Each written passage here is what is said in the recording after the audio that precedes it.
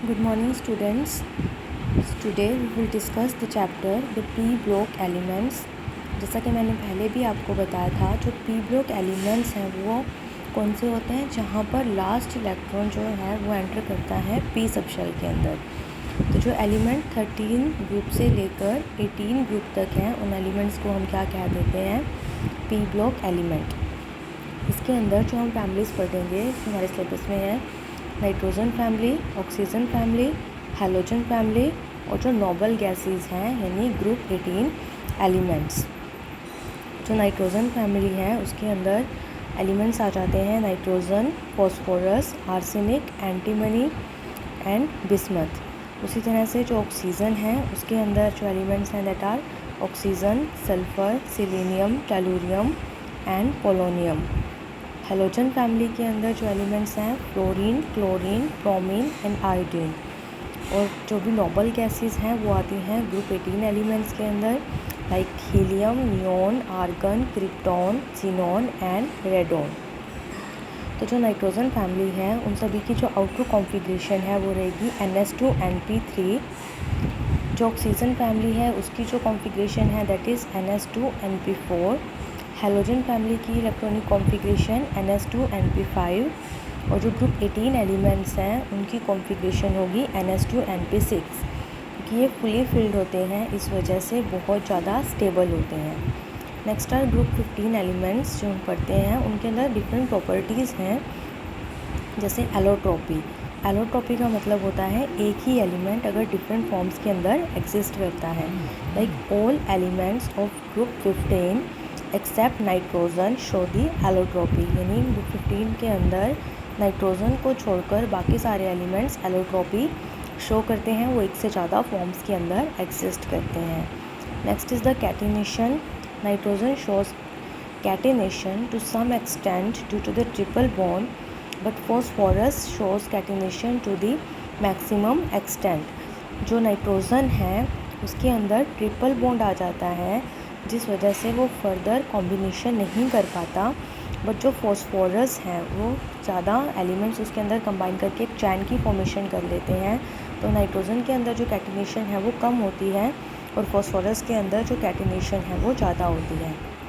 Oxidation state, जो common oxidation states हैं group की that are +3, +5 and -3। Reactivity towards the hydrogen. अगर group 15 element को हाइड्रोजन के साथ रिएक्ट करवाया जाता है they will form the hydrides and decreasing down the group due to decreasing bond dissociation energy. जो हाइड्राइड्स की फॉर्मेशन है वो डाउन द ग्रुप डिक्रीज़ होती जाएगी क्योंकि जो एलिमेंट है उसका साइज़ बड़ा होता जाएगा, हाइड्रोजन का साइज़ छोटा होता है, बॉन्ड को तोड़ना ईजी हो जाता है, तो जो बॉन्ड डिसोसिएशन एनर्जी है वो कम हो जाती है। So the order is NH3, PH3, ASH3, SPH3 and BiH3। उसी तरह से जो बेसिसिटी है वो भी डिक्रीज़ करेगी, अमोनिया की सबसे ज़्यादा होगी और जो बिस्मथ हाइड्राइड हैं उनकी सबसे कम होगी। उनकी जो प्रॉपर्टीज़ हैं that are colourless, odourless, tasteless and non toxic gases.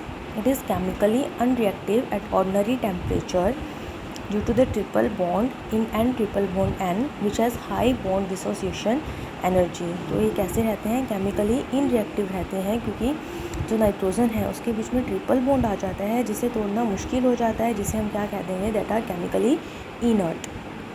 Next is the ammonia. Ammonia molecule is a trigonal pyramidal with nitrogen atom at the apex. तो जो अमोनिया है उसकी जो हम शेप बनाते हैं नाइट्रोजन के ऊपर एक पिरामिड बन जाता है और 3 बनते हैं बॉन्ड पेयर। तो पिरामिडल शेप में जो नाइट्रोजन है सबसे ऊपर रहता है और 3 हाइड्रोजन नीचे आ जाएंगे। तो इसके अंदर एक लोन पेयर और 3 क्या हो जाते हैं बॉन्ड पेयर। जो अमोनिया की फॉर्मेशन है that is with the Haber's process. तो nitrogen in the gaseous form plus H2 in the gaseous form forms ammonia that is NH3 in the gaseous form. इसके अंदर जो एनर्जी रिलीज़ होती है that is -92 kilo joule पर मोल। जो pressure है that is 200 × 10⁵ pascals. Temperature 773 kelvin. जो catalyst use करते हैं that is FeO with small amounts of K2O यानी पोटेशियम ऑक्साइड एंड Al2O3 यानी aluminium oxides. Next is the Ostwald's process, जो Ostwald's process है that is for the formation of nitric acid. तो इसके अंदर ammonia की पहले ऑक्सीडेशन करवाते हैं at 900 degree Celsius. This will form NO, nitric oxide plus water.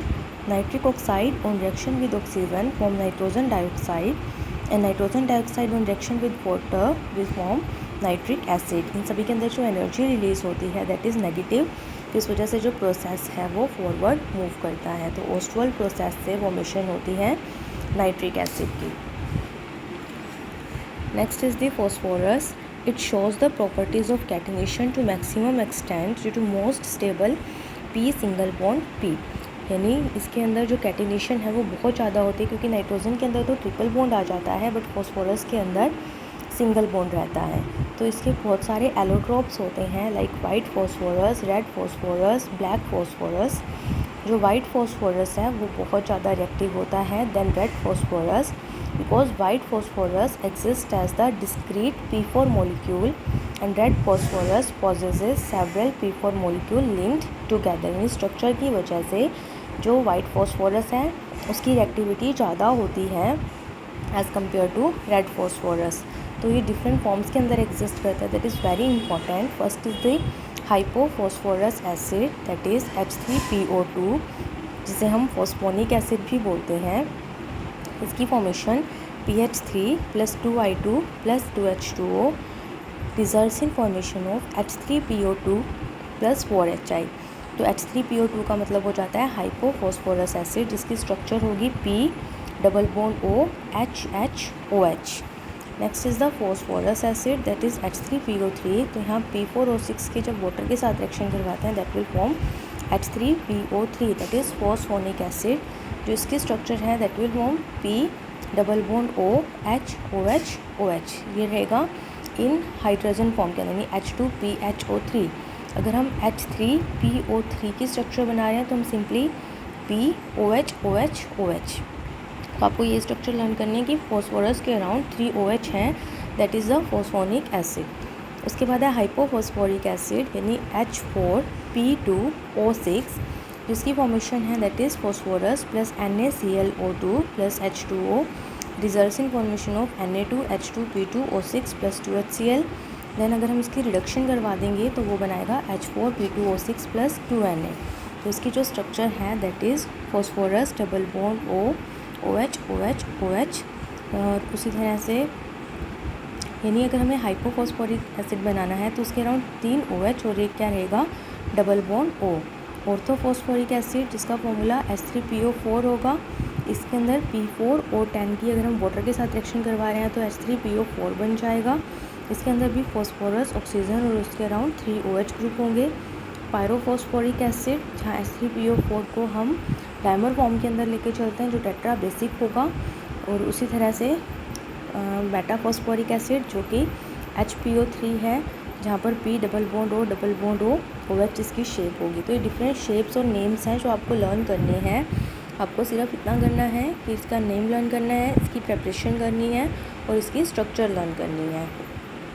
Next is the phosphine. जो फॉस्फीन है that will form by the reaction of phosphides with the water like Ca3P2 + water results in formation of PH3 + calcium hydroxide. Na3P + H2O results in formation of PH3 + 3NaOH. Aluminium phosphide on reaction with sulfuric acid form PH3 + Al2SO4 thrice. उसी तरह from phosphorus acid H3PO3 results in formation of H3PO4 + PH3. जो phosphine है वो बहुत ज़्यादा poisonous colourless gas है जिसके अंदर रोटन फिश जैसी स्मेल आती है। तो उसके अंदर अगर आपसे पूछा जाता है कि explain the formation of phosphine, तो आपको क्या बनाना है कि जो फॉस्फोरस एसिड है दैट अगर हम इसके 4 मॉलिक्यूल्स लेकर चल रहे हैं that will form H3PO4 + PH3। तो that is the formation of phosphine. So students आपको ये वाली जो ग्रुप 15 एलिमेंट्स हैं जितनी प्रॉपर्टीज़ मैंने करवाई हैं उनकी पिक सेंड कर दूँगी। आपको ये कॉपी पे राइट करनी है और लर्न भी करनी है। Thank you.